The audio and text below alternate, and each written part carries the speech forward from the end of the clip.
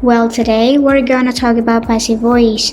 Nah, passive voice sendiri itu adalah kalimat yang subjeknya dikenai pekerjaan dan dia itu mempunyai arti di atau ter. Oke. Nah, terus aturannya ada 4 kurang lebih. Yang pertama, dia harus mengandung treasury verb atau yang membutuhkan objek ya, kata kerja membutuhkan objek. Biasa kalau di kamus nanti disingkat jadi VT atau KKT. Oke, dan contohnya apa, Miss? Contohnya seperti makan, yaitu eat, minum, itu drink, membeli, itu buy, and etc. Oke, dan lain-lain ya. Terus lagi yang kedua itu ada aturannya, yaitu subjek berubah menjadi objek dan objek berubah menjadi subjek. So, subjek objek, objek subjek. For example, di kalimat active voice-nya nanti ada subjek plus verb plus objek seperti ini kan.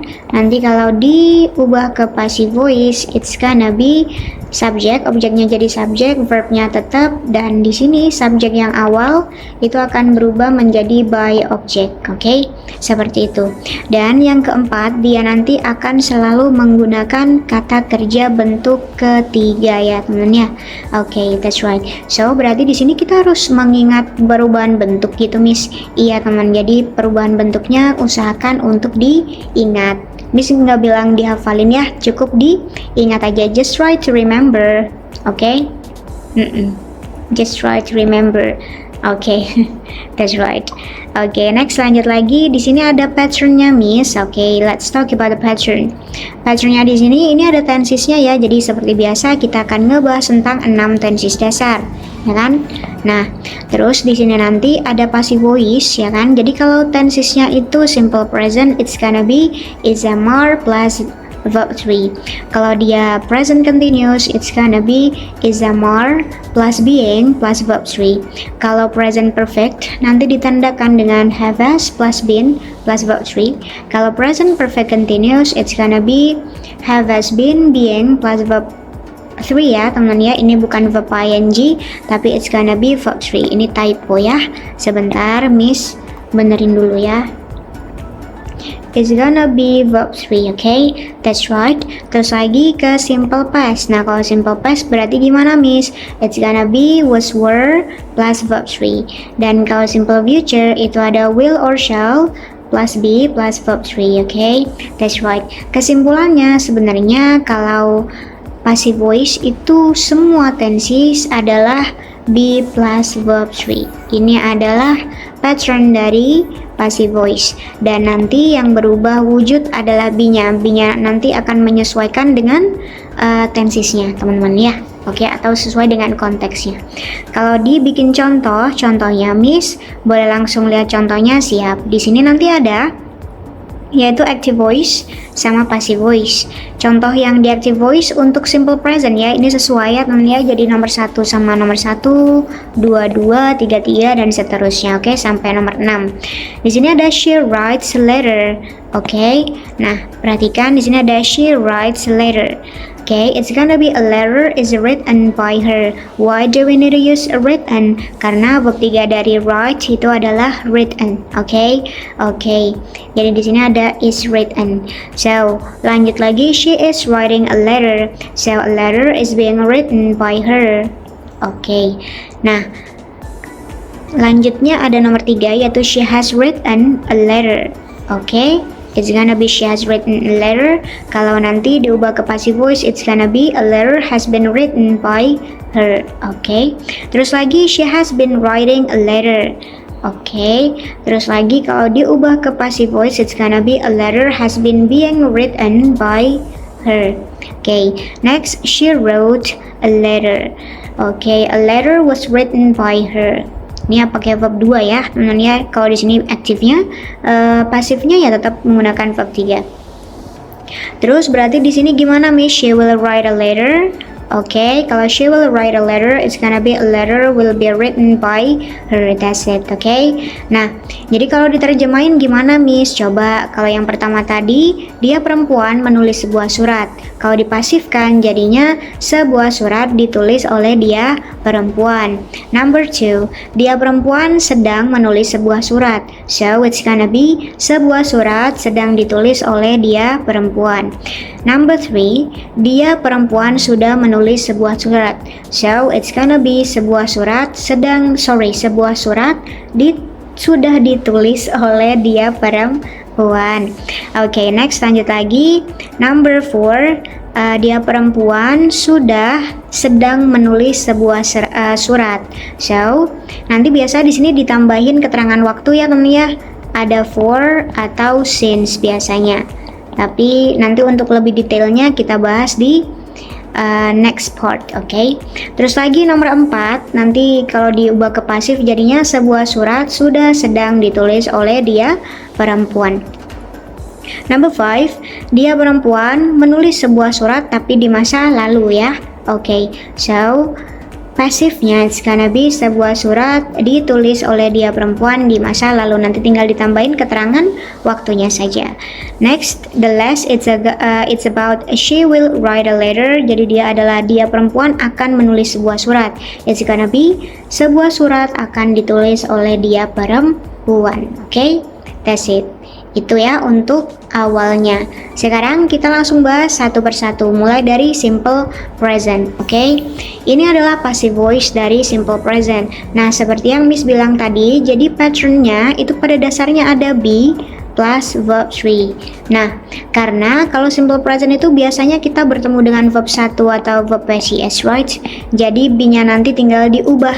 Ya kan, bentuk SES dari be itu apa? Ada is-a-mar. So, it's gonna be is-a-mar plus verb 3. Nah, active voice-nya nanti seperti ini teman. Seperti biasa ya, sebenarnya pada dasarnya kalimat itu nanti ada 4. Kalimat positif, negatif, interrogative, atau negative interrogative. Okay? Nah, di sini nanti untuk kalimat positifnya she eats rice. Okay, I will try to mark it. Miss tandain dulu ya. Pakai pink aja kali ya. Okay. No. Yellow I think. Yellow it's so okay. Oke, di sini ada active voice-nya she eats rice. Oke. Nah, nanti kalau diubah ke passive voice ya kan. Ini kan kalau diterjemah oh dia perempuan makan nasi. Nah, kalau diterjemah atau diubah ke passive voice jadinya nasi dimakan oleh dia perempuan. It's gonna be rice is eaten by her. Udah, kenapa kita pakai is, Miss? Karena ingat teman, jadi kalau is ya kan itu untuk subjek tunggal ya kan. I mean kalau is itu untuk yang singular. Oke. Terus are itu untuk yang plural. Oke. Terus lagi kalau am khusus buat I seorang ya. Seperti itu. Oke, nah berarti di sini kalau rice itu kan tunggal ya Miss ya. Iya, berarti dia tinggal tambahin is saja. So it's gonna be rice is eaten by her. Kalau negatifnya Miss berarti oh dia perempuan tidak makan nasi. She doesn't eat rice. It's gonna be kalau diubah ke passive voice-nya jadinya rice isn't eaten by her. Seperti itu ya. Oke, terus lagi lanjut. Kalau interrogative-nya ada does she eat rice? Apakah dia perempuan makan nasi? Tuh, berarti kalau dipasifkan jadinya gimana Miss? Das-nya kan ini ditarik ke depan ya. Berarti di sini is-nya aja yang ditarik ke depan. Tetap ya eaten-nya Miss, tetap is rice eaten by her like that. Oke, kalau yang negative interrogative nanti doesn't she eat rice? Bukankah dia perempuan makan nasi? So, kalau diubah ke kalimat pasif jadinya nanti adalah isn't rice eaten by her? That's it, oke? Sudah, seperti itu ya teman ya. Oke. Nah, kalau sudah, kita lanjutkan ke question word-nya. Ini question word-nya gimana, Miss? Jadi di sini tuh untuk active voice-nya ya teman ya. Kalau yang di sini untuk passive voice-nya. Jadi kalau kita nanyain siapa di active voice, itu nanti akan berubah menjadi oleh siapa, kayak gitu ya. Kayak gitu. Tuh, jadi contohnya siapa yang makan nasi, ya kan? Who eats rice? Nah, kalau diubah ke passive voice jadinya oleh siapa nasi dimakan, kayak gitu ya. By whom is rice eaten? Kenapa Miss ini pakai is? Karena lagi-lagi is itu akan bergantung kepada subjeknya ya. Di sini subjeknya ada rice guys. So by whom is rice eaten? Ini it's-nya tetap berubah jadi verb 3 Miss. Iya dong, ya kan? Kan kalau passive voice dia selalu menggunakan verb 3, ya kan? Oke. Terus ini contoh yang kedua gimana Miss? Nah, kalau ada what does she eat? Itu kan berarti dia nanyain objek ya. Nanti dia tetap Miss, tetap guys. Oke? Seperti itu. Contohnya, what does she eat? Apa yang dia perempuan makan? It's gonna be, kalau diubah ke question word-nya jadinya what is eaten by her? Apa yang dimakan oleh dia perempuan. Seperti itu ya. Oke. Sebentar, wait. Di sini tetap what. Oke? Yang berubah nanti biasanya cuma who aja sih guys. Who berubah jadi by whom, like that. Kan ini kalau dijadiin kalimat positif, kalimat positifnya jadinya kan seperti ini ya. Is it gonna be like rice, ya kan? Is eaten by her. Contoh nih ya, rice is eaten by her. Kalau kita nanyain by her-nya itu gimana Miss? Of course, by her-nya langsung diganti sama by whom, ya kan? By whom-nya tarik ke depan. Jadinya langsung aja by whom, ya kan? Is, is-nya gini ya. Is subject berarti is rice eaten. Susunannya kayak gitu. Diterjemah apa adanya, oleh siapa nasi dimakan. Tuh, jadi kan? Oke. Kalau semisal yang ini Miss berarti gimana? Ya kan? Kalau ini nanti jadinya nanyain subjek guys. Contohnya Miss, ini kan asalnya dari rice, ya kan? Is yang kayak tadi eaten by her. Lah, kalau kita nanyain rice-nya Miss, udah ini kan subjek non-person. Kalau subjek non-person langsung diganti sama what. Udah jadi, tulis semua. What is eaten, ya kan? By her. Jangan lupa tanda tanya ya. Seperti itu, oke? Oke, semoga clear ya temen ya. Oke. Udah Miss, udah. Let's talk about the exercise. Madu itu dihasilkan oleh lebah. Oke, madu dihasilkan oleh lebah. Cara ngerjainnya gimana Miss? Seperti biasa. Oke, ini Miss pakai warna merah ya teman ya. Sorry. Nah, kayak gini. Nah, di sini kan honey is produced by bee, or honey does produce by bee. Honey was produced by bee, or honey be produced by bee. So, what's the right answer? Miss, di sini ada keyword dihasilkan. Oke, kalau dihasilkan itu kan dia passive voice ya. Dan dia itu nanti pasti ketemu verb 3. Oke, kalau ada verb 3 ya kan, atau verb 3. Nah, sedangkan di sini kan dia itu passive voice ya Miss ya. Oke, kalau passive voice berarti based on the option itu kemungkinan dia bisa bertemu dengan is atau was. Kenapa Miss? Karena lihat guys, honey ini dia tunggal ya, kayak gitu. Wait. Karena nanti kan kita bisa nentuin auxiliary atau be-nya ya kan. Itu kan nanti dari subjek ya kan. Oke, berarti das sama be kita buang Miss. Iya, das sama be kita buang. Kenapa?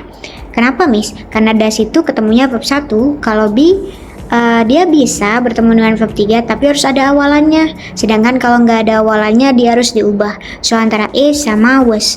Oke, the right answer is gonna be is.